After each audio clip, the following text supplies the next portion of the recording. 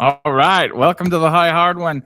We're here with Jonathan Think, the world renowned author of every book you've ever read. So, what's up, man? How are you tonight? Yeah, I'm doing great. I mean, what timing? We had our first episode last week. I was excited to be a guest on the show and thrilled to be maybe a recurring guest. And who would have thought that, well, maybe we did. We kind of predicted this was going to be a good episode next week because we thought something could happen and something did. So, yeah, great to be with you. It's happening. Yeah. Talk all about it. So we'll get into what happened in a little bit, but what are your thoughts coming into the deadline? Do you see any other moves coming up or anything else that's out there? How much time we got left? Exactly. It's midnight. It's at midnight. Yeah. Yeah. I think the deadline's what? Is it 3 p.m. tomorrow? 6 p.m. When is it? I don't know when the exact deadline is, to be honest, but I think that if we have another 24 hours, we're going to see more. I thought it might have been tonight, but I'm not certain on that. Let me look. But is there anything out there that's?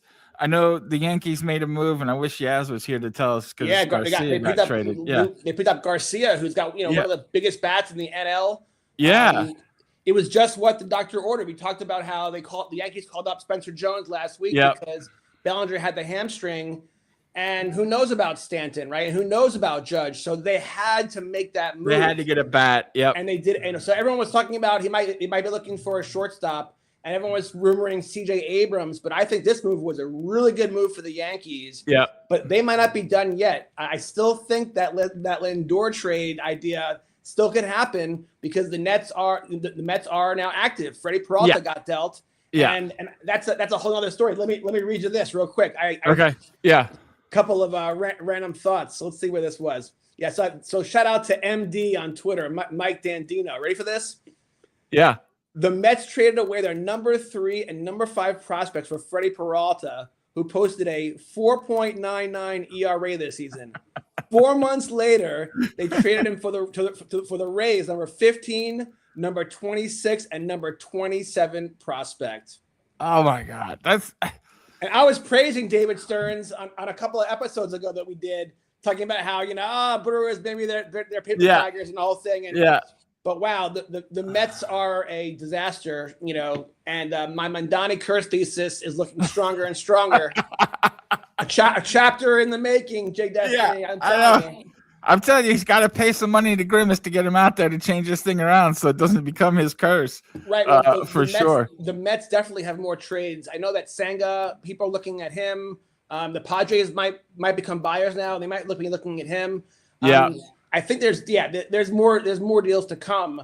But it's sort of like, when the water breaks, once that Tariq Skubal deal is done, now that has to set the panic button for all the other teams who all the teams that were looking to get him, and now they got to make this plan B.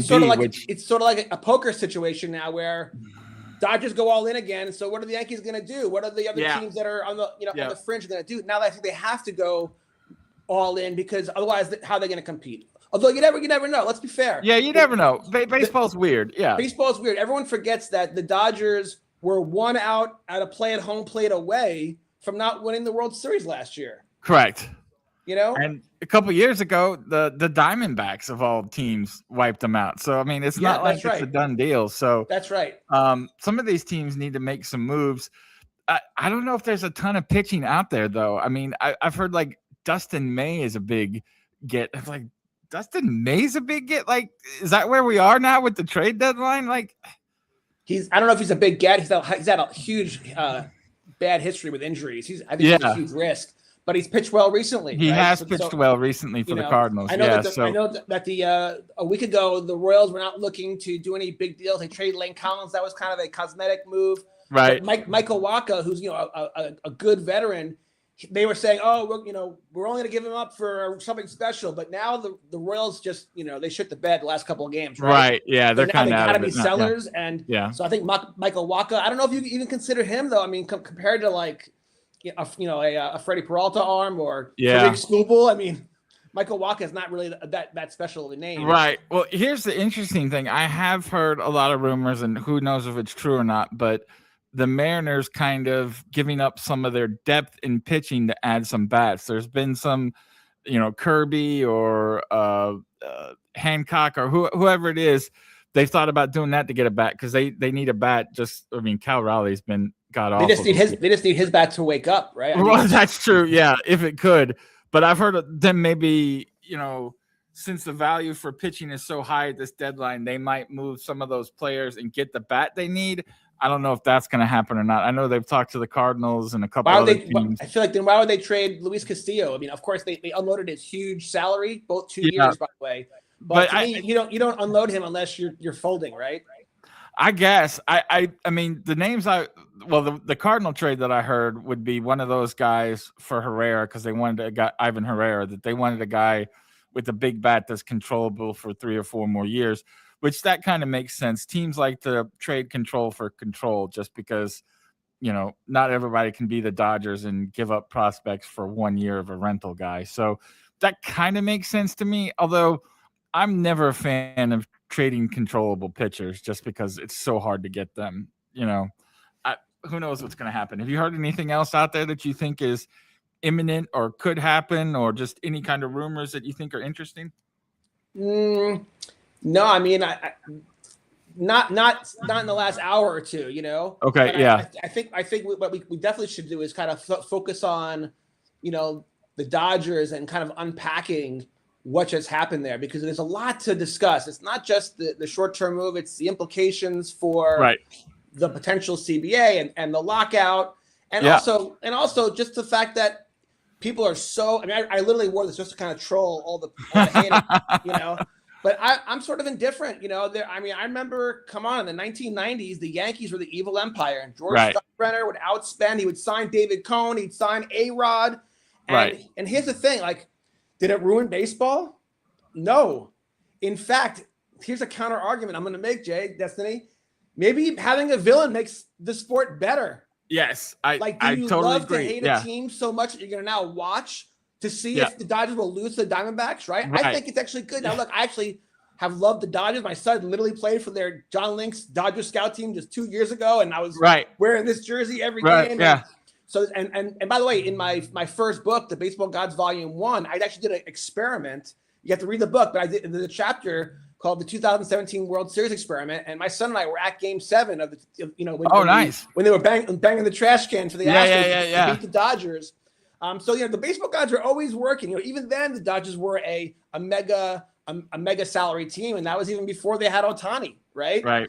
So in a way, I feel like maybe it's actually short-term good, because it's good to have villains. I mean, when the Celtics were a dynasty, did people kind of hate on Bill Russell? Like they kind of did, right? Yeah. And we know that dynasty. I watched the whole dynasty kind of come and go with the Chiefs, right? And the last couple of years, everyone's been hating on the Chiefs, because they've been so successful. But when we were the underdog, it was fun for a while, and no dynasty lasts forever. Remember the Patriots? They were unbeatable. Now they've had a huge rebuild. Yeah. So I'm not so sure that's such a bad thing. I think we've kind of seen this before. But there are a couple of things that are unique that we could talk about that make the situation a little upsetting. Like, for example, I think Paulie pointed out in our group chat that the Dodgers were actually bankrupt a couple of decades ago. When Frank McCourt owed them, Right, and so it's because of that bankruptcy settlement. I'm not an expert on this particular piece of information, but as I understand it, because of the way that the bankruptcy was settled with the league, their media rights are different than everybody else, and they happen to also be already the biggest TV market. Right. So they have all that money to spend. But here's another one. Watch this. This was on a couple of hours ago. I came across this. The Dodgers owe roughly $1.1 billion of deferred money to players. Yep. Now, the whole deferred money loophole, maybe that needs to be dealt with. And if the Dodgers are doing it, why aren't other teams doing it? I mean, I know the Mets have done it for years with Bobby Bonilla. I mean, Bobby Bonilla, July 1st, right? He gets $1 million bucks every year. Anniversary. But the fact is that the Dodgers are playing by the rules, are they not? Right? Well, I think we should, before we get into this, talk about where baseball revenue comes from, because they do have to share revenue for anything that's baseball related income. So ticket sales, TV, whatever, that kind of stuff. But they only share 48% of it. So if one team's revenue is, say, $50 million for sponsorships, and the Dodgers are $500 million for sponsorships, even if they have to give 48%, call it 50% back, they're still way ahead of the game on all of that. So to me, part of it is because they're in Los Angeles, right? They have more fans with more money. They can charge more. I mean, it's $150 to park at a Dodger game.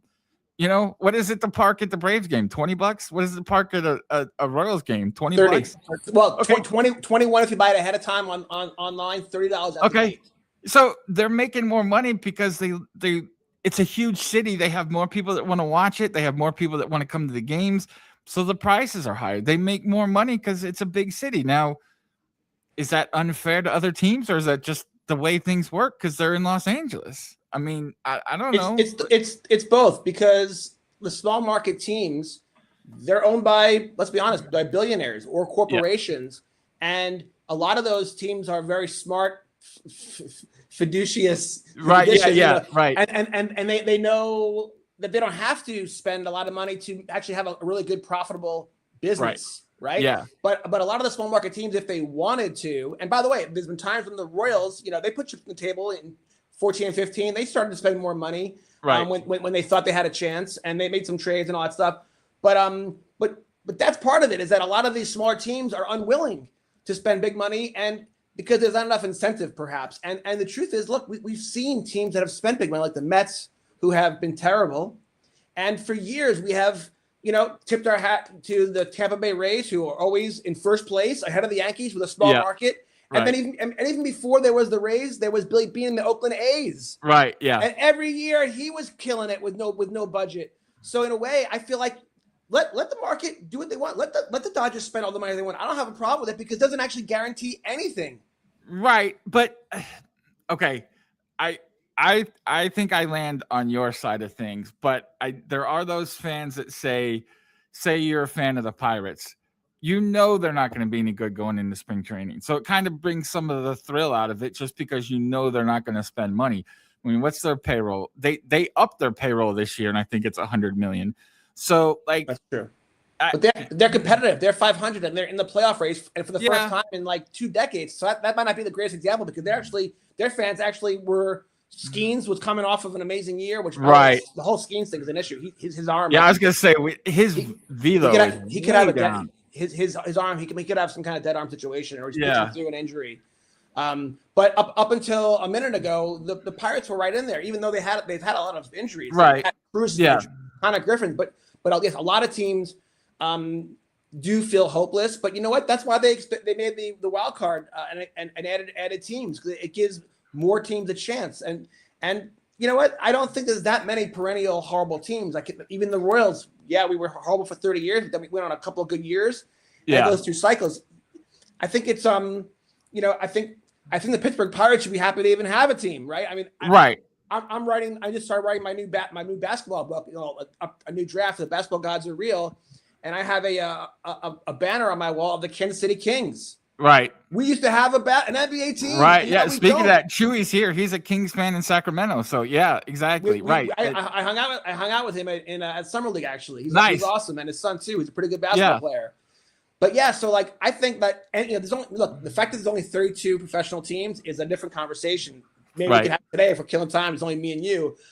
But you know what? I think that any city that has a NBA team should be actually grateful, because they don't expand very often. Right. And teams like Nashville and Orlando are chomping at the Orlando Dreamers are chomping at the bit to have an MLB team, and the Nashville Stars, and the MLB just won't do it because it's an oligopoly, whatever. But with the Pittsburgh Pirates as an example, I think that the fact that they have such a beautiful ballpark that they can go to, and a rich history of the team too. It's not like it's not Even a team, honestly, I've traveled around the country with my son for baseball, and even these towns that have even a minor league stadium, and I know you know this well, you were in the minor league. Yeah. What that does to a community, to the local economy, it's everything, man. Yeah. So the fact that some teams are good, teams are bad. You know what? When I moved to Kansas City, the Royals were horrible. They were my father-in-law was giving tickets away, 5th row behind the catcher. Right. Yeah. Please come to the game. Yeah. But It is what it is. Like the people that go, the diehards, they're grateful for every home game because it's their lives. I know so many people whose their entire life revolves around their season tickets. Oh, they yeah. plan their vacations around it, right? Yeah. All this stuff, So so to me, like, yeah, maybe it sucks that some teams have a bigger budget than others, but it doesn't have to be that way. The Tampa Bay Rays could spend more money. Frankly, the Kansas City Royals, I just saw John Sherman numbers since he's taken over. He's got a losing record.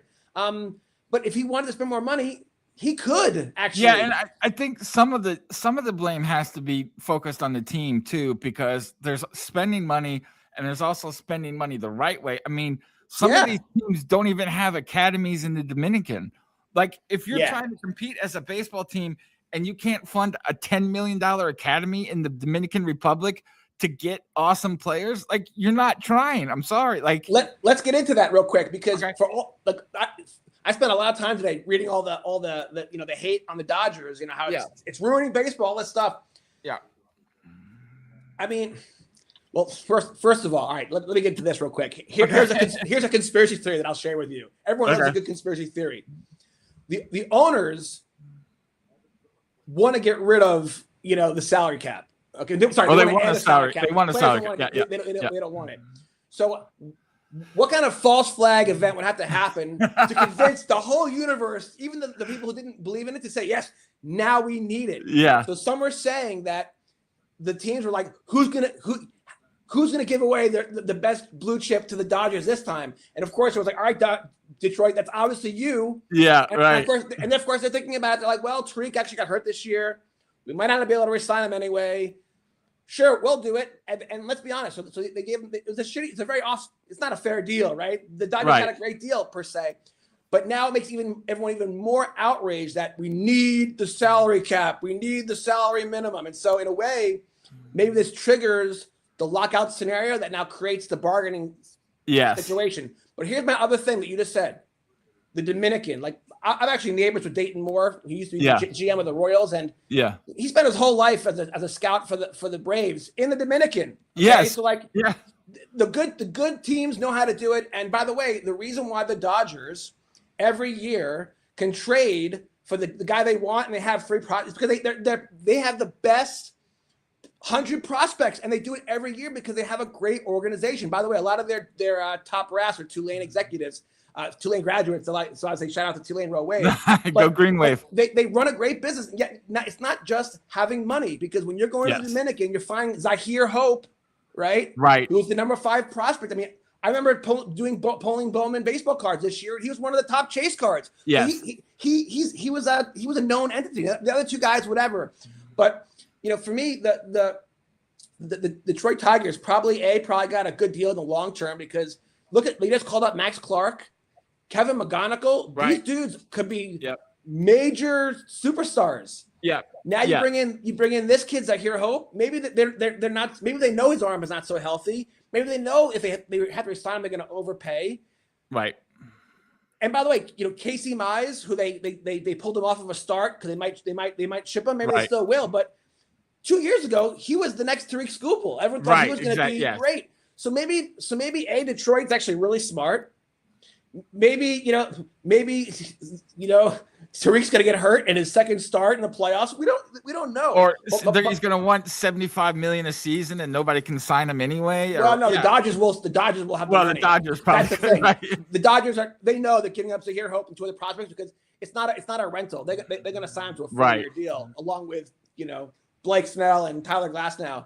They're going to be a super team, but that's fine with me. The point is, in a way, they've earned it because they're so deep that every year come trade deadline, they can just write a check. Well, here's the little bit of pushback I would give to that. I think you're right, but this trade happens because other teams can't give up prospects because they don't have them.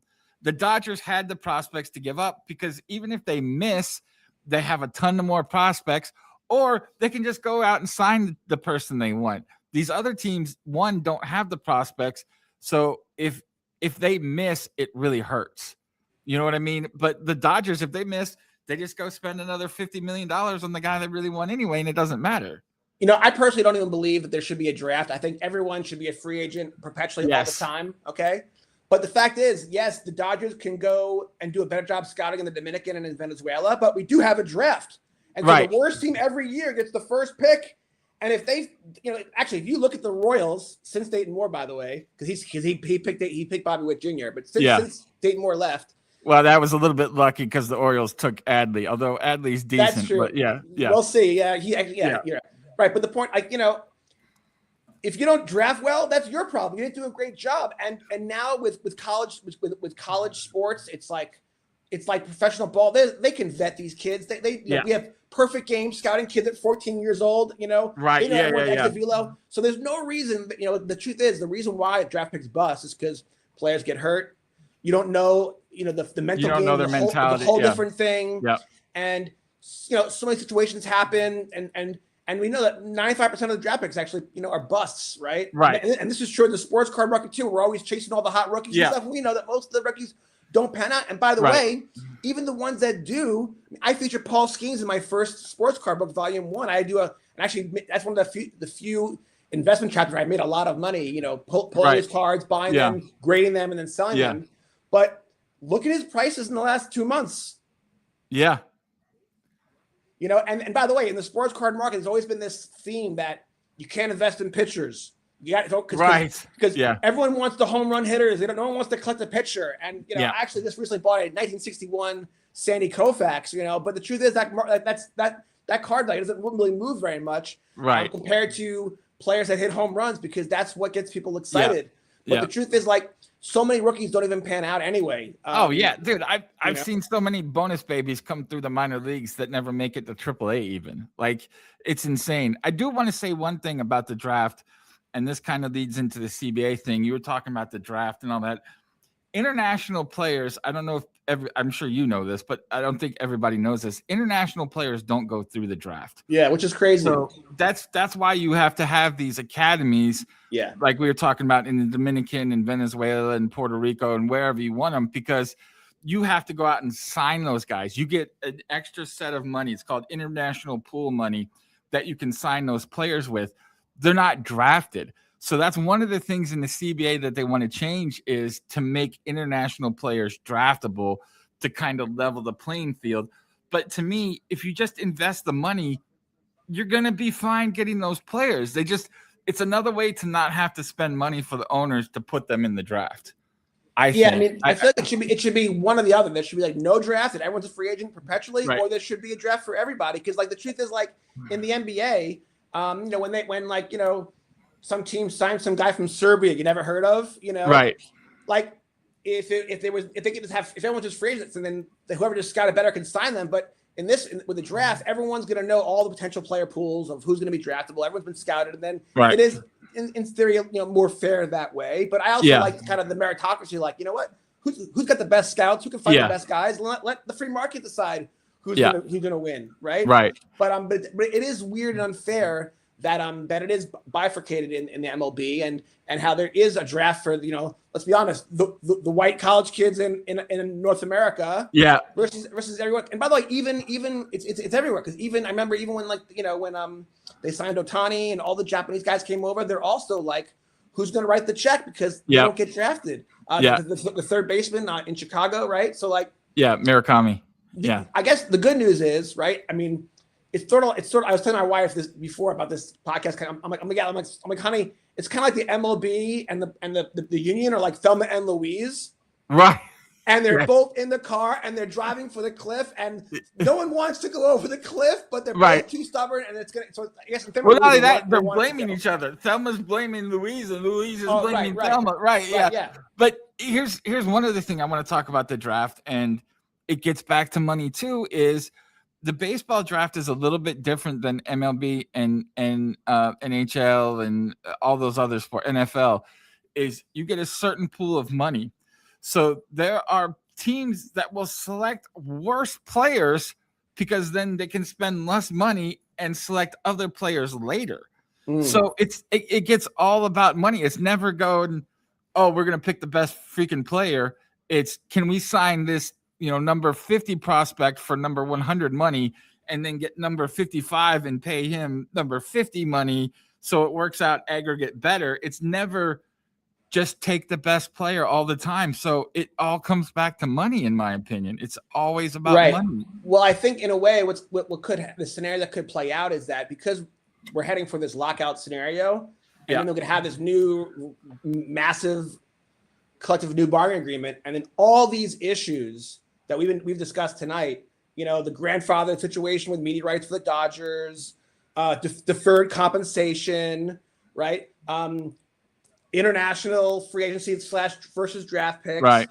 If you, I guess what I hope is maybe you'll never resolve the salary cap issue, but you actually could resolve some of the other things. Right. That we get going before spring training, and no one's happy, but no one's upset. It's sort of like a win-win. It's sort of like a good trade. Like no one feels like they got over on someone, but yet the collective benefit. We moved that the hash, another hash on on the closer to what we really want, which is everybody's competitive. Right, and if we can't do that, then it's going to be really gnarly, because literally, I think it was yesterday, the first women's professional baseball league just launched. Okay.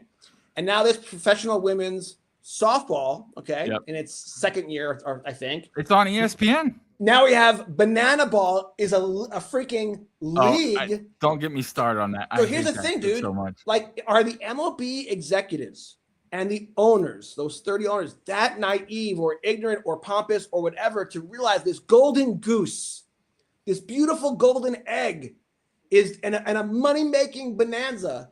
They could fumble this ball, and the truth is, will the fans be devastated? Yeah, but now there wasn't alternatives during the last CBA, and now we do have Banana Ball, and they don't know that. We could watch Korean baseball now on our phones, and so I just wonder, do they the stakes are much higher now, because I know that in '94 when that thing happened, it destroyed fandom. For many years, a lot of fans had their hearts broken. They got angry, and they didn't come back to the turnstiles. Even in '95, '96, '97, it took many years. It took the steroid, the home run bonanza to get everyone to come back. And why squander that? Why squander that opportunity to be making billions for everyone? All the jobs get created from this baseball economy.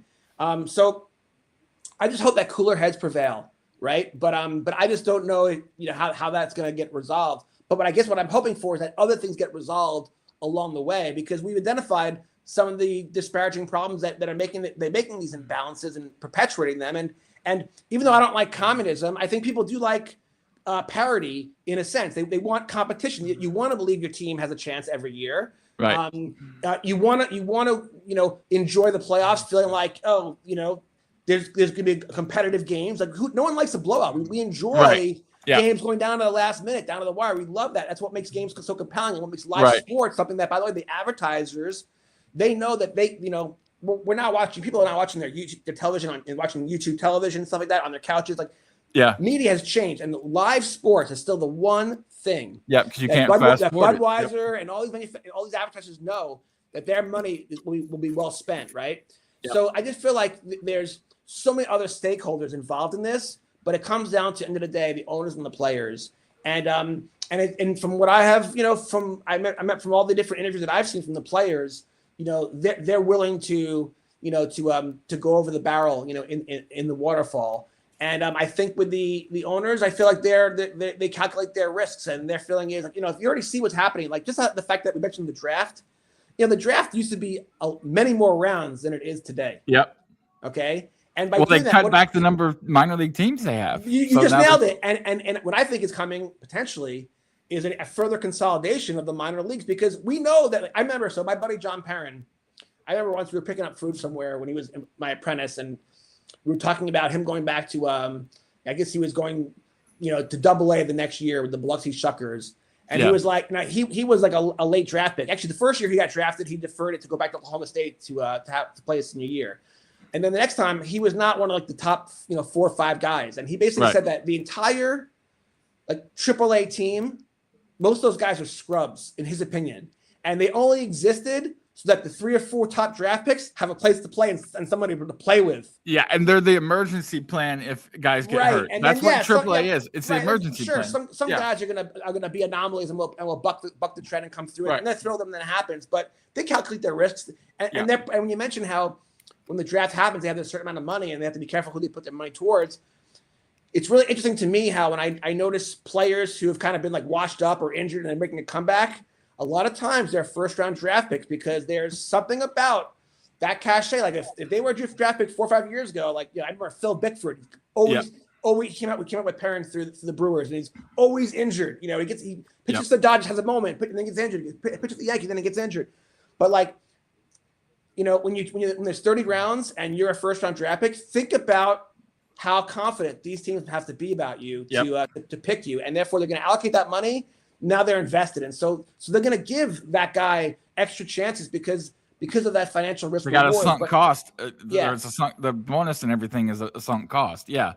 So my fear is that the minor leagues could get consolidated, and they might soon get rid of like high A or low. Yeah, A. just make A1 level or something, or and then what are you doing? You're cutting jobs. You're on the field and off the field.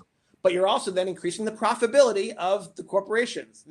So I see where the trend is going, and I think this is important for the players actually to be good negotiators because they have a golden goose as well. They're the only league left where the players still have the unlimited upside, and if that gets capped, it might create more parity for a period of time, maybe for perpetually, right? But it also could dilute the sport. I think that maybe parity, when there's parity, but teams find a way to become great from good, I think that's awesome. And also then again, it's if a team even in this case, I mean, I think that in a sad way, the Dodgers becoming like the villains might actually be good for baseball because a lot of people who are disgruntled might actually want to continue to watch the playoffs to see if the Dodgers will choke with all this. Yeah, it's the NCAA tournament. People watch when Duke's in it because they hate Duke and they want to see Duke lose. I mean, it happens. I do think we've been pretty pro-owner here or pro that side. Maybe not pro-owner because I think they stink, but I do want to kind of give people who don't know an idea why the players don't trust the owners. So I don't know if you want to talk about that or you want me to go through it, but there's a long list. Well, I'll start it and you'll fill in the holes. Yeah. Okay. Check this out real quick. So I have all like my PC cards. Okay. And I got one here. Now this card. Oh, nice. There you go. That's the guy. I mean, I'm guessing in the eBay market, this card is like worth nothing. Right. It might not even be. It's a PSA 3. All right. Yeah. And it costs $20 to grade. I'm not even sure this card's worth $15. Right. Yeah. But to me, it's something. I collect things that I love and I care about. Yeah. And Curt Flood is really important, right? Because it was Curt Flood who sued Major League Baseball to become a free agent. Yep. Because before Curt Flood, it was literally like indentured servitude. Guys in the 1930s like Hank Greenberg. When they would sign with the Tigers, they owned you for life. Yep. Right. And it was Curt. Well, not only that, they could pay you whatever they wanted. If they said your salary is $50,000, your salary is $50,000. That's it. Yeah. You have no recourse. Either play ball for $50,000 or don't play. Yeah. And by the way, a lot of those guys back then were working like day jobs in like the factories and stuff to pay their way. Even when I was in the minor leagues, guys had jobs in the off season because they're making $20,000 the whole year, and they got to go sell shoes in the off season to pay for their house. Yeah, so I'll just start I'll let you finish from here. Yeah, but to me, it starts and ends with Curt Flood, and all the things that he did for the players and how he changed the economics of baseball. So let me take it from there. Okay, well that case actually went all the way to the Supreme Court too, which is kind of interesting. That's wild. But once that happened, it wasn't the owners were like, "Oh shucks, we lost. Okay, it's fine."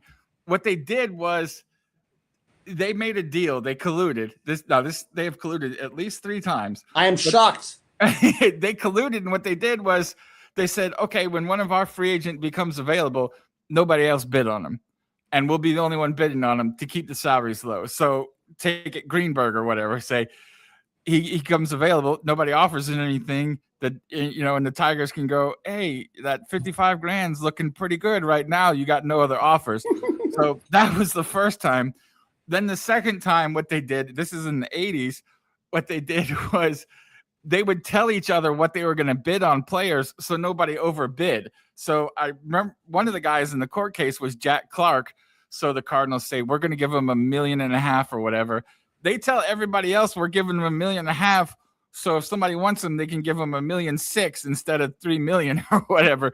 So that's happened at least 3 times proven in court, happened 3 times, probably more. So if you're the players, why would you trust the owners when they say anything? Not only that, the Mitchell report we talked about last week, when they wanted to know who was doing drugs, the players agreed to do this test anonymously. They would just to see how many people were doing steroids. It would just be a number, not who did it. And then they leak that information on who's on steroids to get a better bargaining position. Like, if I was a player, I wouldn't trust anything the owner said ever for anything, right? Like, you just can't do it.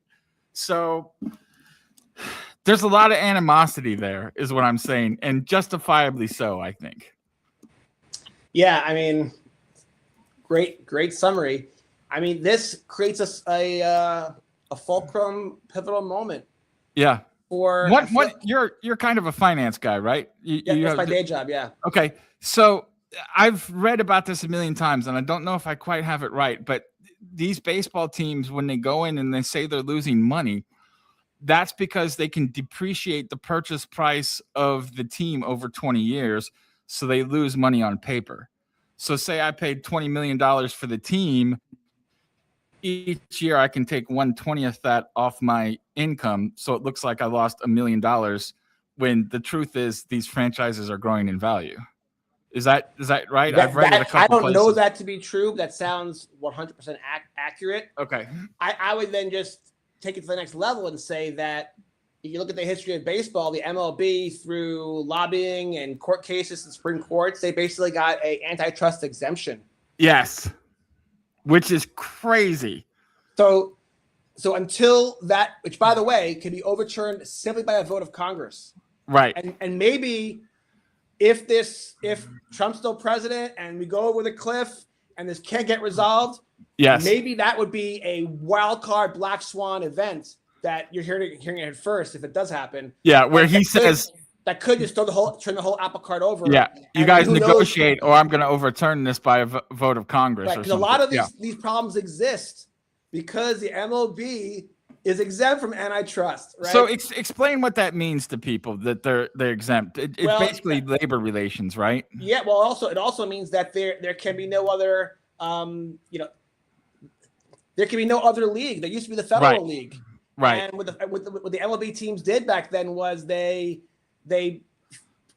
conspired to bankrupt all those teams. Yes. Okay. And so that was monopolistic, and that should not have been allowed, but it was allowed. And because the laws of that was set, it would happen again. So there's nothing to prevent it from happening again because they are protected. So you have to remove that protection so that a new league, like, I don't know, the Republic Baseball League. Shocking. Right. Yeah. Exactly. Yeah. But that's the whole idea, is that that's why I wrote that first book. It's so surreal, dude. I wrote that book a long time ago. I mean, I just put out volume 3, and volume 2 is more about entrepreneurship and spirituality and manifesting. And volume 3 is a different thing as well. Actually, kind of comes full circle.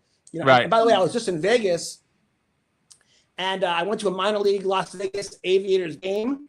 Yes. And across town, they're building this huge, colossal new stadium. Yes. Yeah. When the A's wanted to come, they wanted to play. There's a whole thing. They couldn't play in Utah. They had to go to Sacramento. Yeah. If you ask any employees, which I asked about at least a half dozen people, when I'm at getting a drink, when I was in the shop, I'm like, so what's going to happen to this minor league team when the A's start playing here? And they were like, we don't know. I'm it's going away. Yeah. Well, surely they're gonna hire you guys over, and you'll just put on A's uniforms. Yeah, right. Yeah. We don't know. Oh, Jesus. But and then I said, because the rumor is they're gonna shut you guys down or sell you off. But here's the thing, which is so insane: it's one of the most beautiful stadiums you will ever see. Oh yeah, amazing. Yeah. And by the way, the fans are amazing. It was 105 degrees now. It's a dry heat because it's Vegas, but it was still freaking hot. And on a Friday night, and it was probably like 70% filled. It was a great vibe. Yeah. Okay?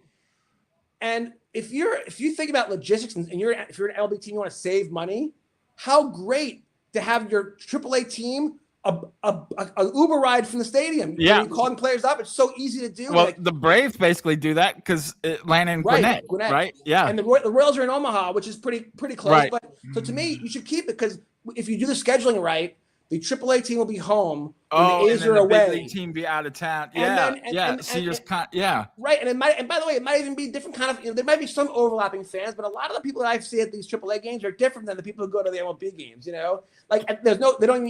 You know what the parking costs for Las Vegas Aviators game? I don't know. I was only there one time, so no, I don't know what it costs. Zero? Nothing. Zero. That's awesome.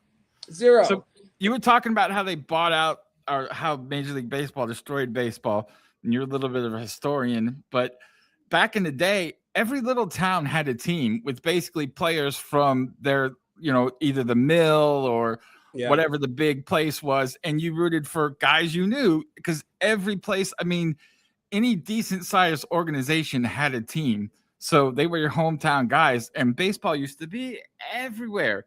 Any small town to every big city had, multiple leagues, multiple, all that stuff. And when MLB really started getting popular, they just crushed all those teams.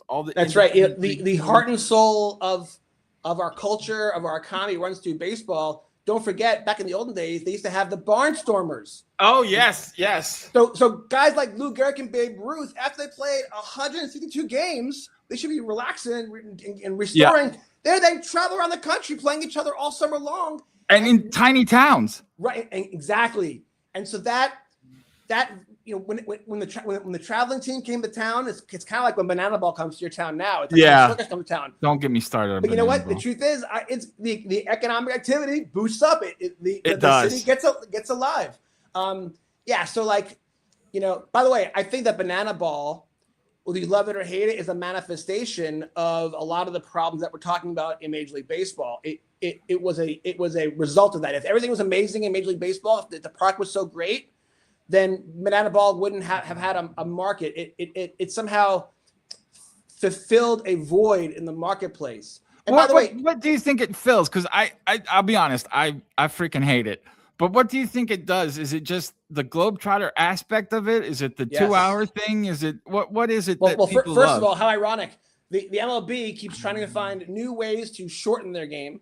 Right. Okay. So you spend less time at the park because less people to pay and all this different stuff. To me, it should be the opposite. Okay. But Banana Ball is the opposite. Now, I went to a game with my son last summer, but I only went to the actual game.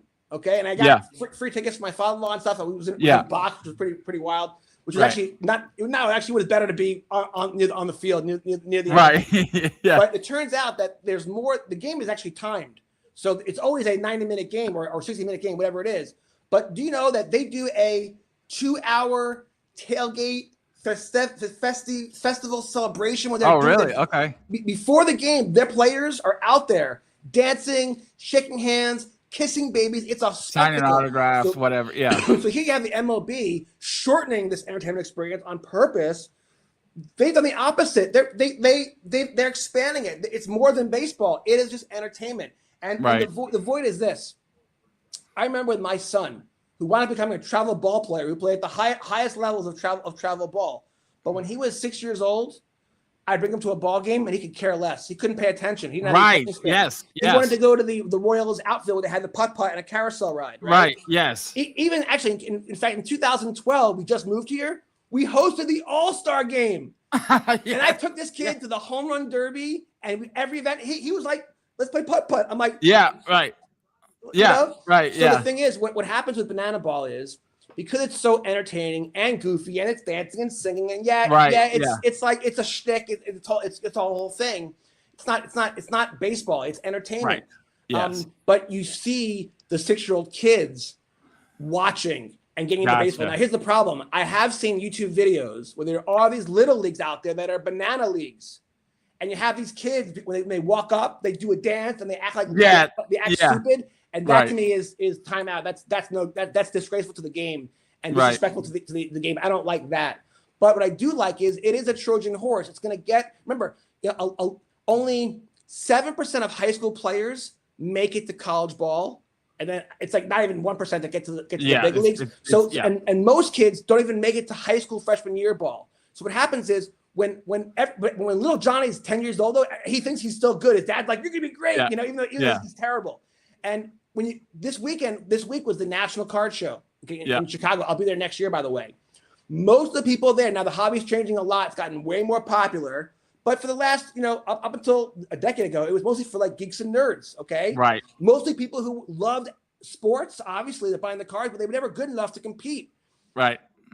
So the thing about Banana Ball is it's helping people love the game in a way where their heart doesn't get broken. Like when you decide that you're no longer good in like 8th grade, you leave baseball because you got humiliated or you got benched and you spent the whole summer on the bench and you're like, F this, I'm done. You throw your glove away and then know what happens? You hate the game. Yeah. With Banana Ball, it's sort of like, all right, you're the nerdy kid. You know you're not good, but baseball's fun. It's goofy. It's fun, right? Yeah. It's cool. And then this way you have a kid who falls in love with the game in a happy way without having their heart broken or being humiliated and disgraced.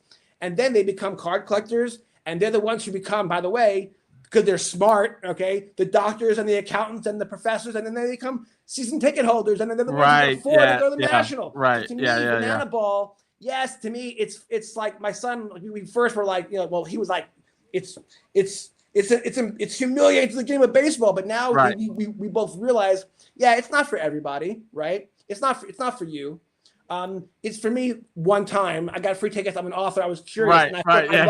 I write about the Savannah Bananas in volume 2 of the Republic Baseball League because I talked about how this exact point, which is it's an offshoot, it's an offspring of this angst that people have felt where the game of baseball, our beloved pastime, has not been delivering the joy that has delivered for us for so long. And now there are other, by the way, they still have antitrust. There's no other baseball leagues, but there are other products. There's NBA, there's NFL. So there's other ways for us to spend our time and money.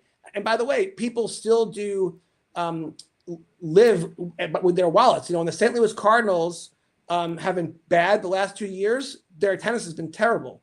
You don't have to tell me, but I like to keep tickets. Yeah.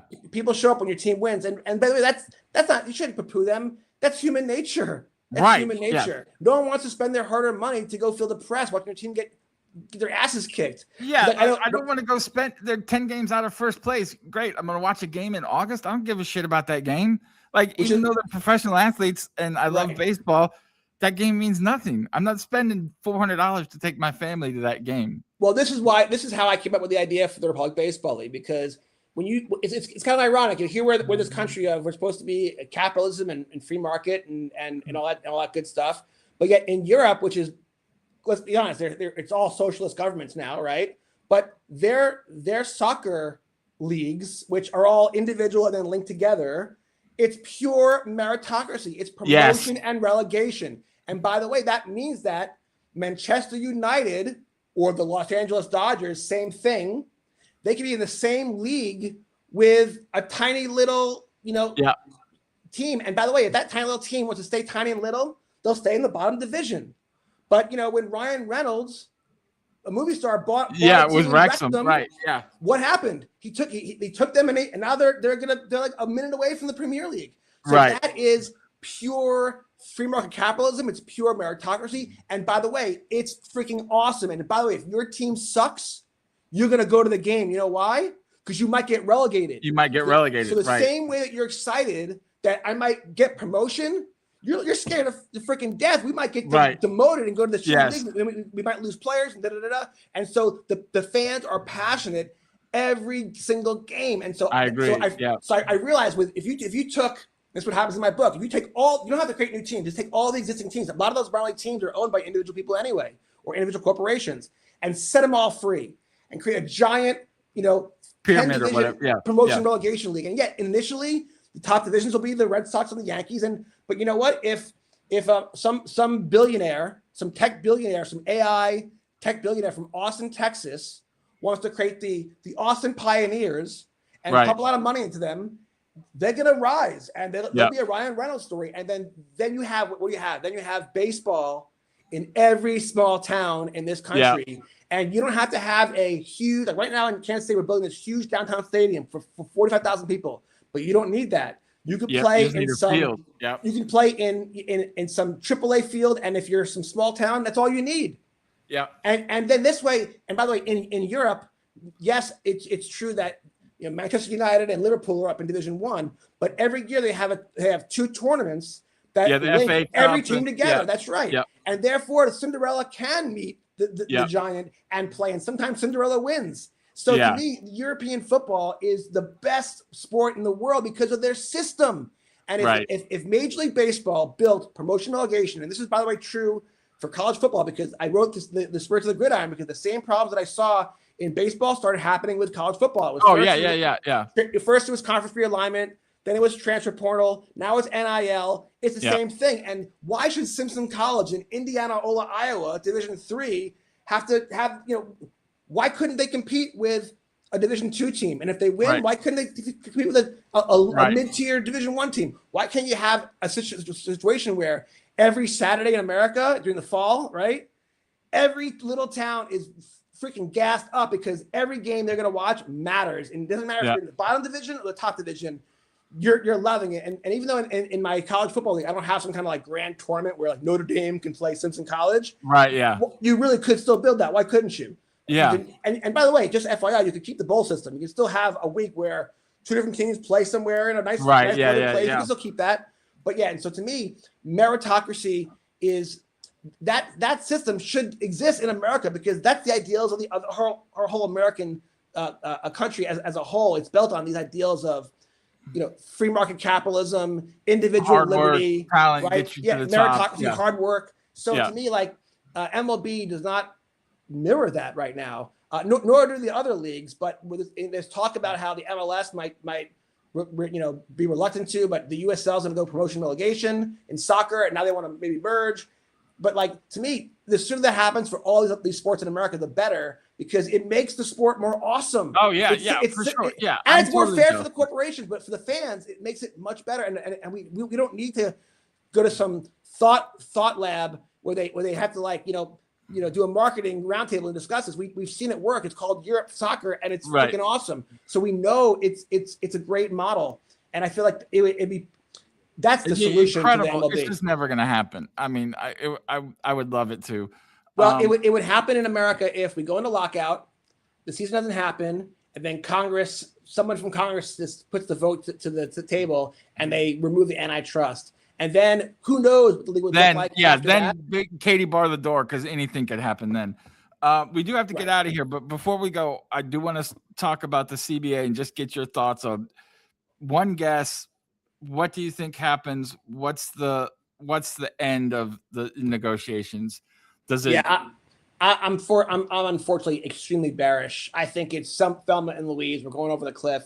We will not have baseball next year. Yeah, I don't think we're going to have baseball. I think you and I are watching I don't even know the names of all the banana ball teams, but we're probably watching like the Houston Firefighters against the the Iowa Cornhuskers or something. Yeah.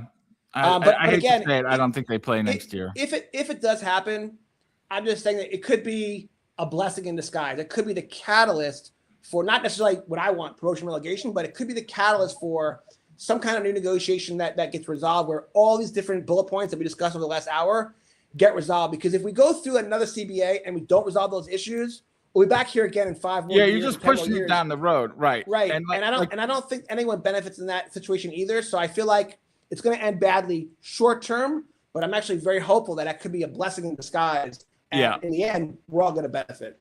Yeah, like you were saying, even if they can get a couple of the things we talked about, it'll move it forward. Like you don't necessarily have to have the salary cap, but if we could figure out the draft, if we could figure out international stuff, if we could figure out all that kind of stuff and at least move the product forward and still have baseball, I think it's better for everybody. You got something coming up this week that people can tune into? Yeah, I do. Tuesday night, 7:00 Eastern time, 6:00 in the Midwest. We got my flagship show, the Sports Card Collectors Club podcast on the Collecting and Connecting Network, and also on my YouTube as well, Sports Card Collectors Club. We got Matt Vinyls. He works for the company Dapper, and they're the company that is the backbone for NBA Top Shop. Which nice. The NBA's digital collectibles. So that'll be a lot of fun, and we'll rip some digital packs and probably some real ones too. Okay, so that's Tuesday 7:30 on this channel, right? 7:00. Yeah, 7:00. All right, Tuesday 7:00 right here. All right, well, I appreciate you coming on. We'll be back next week. Thanks for everybody tuning in. I appreciate your time, and we'll talk to you guys later.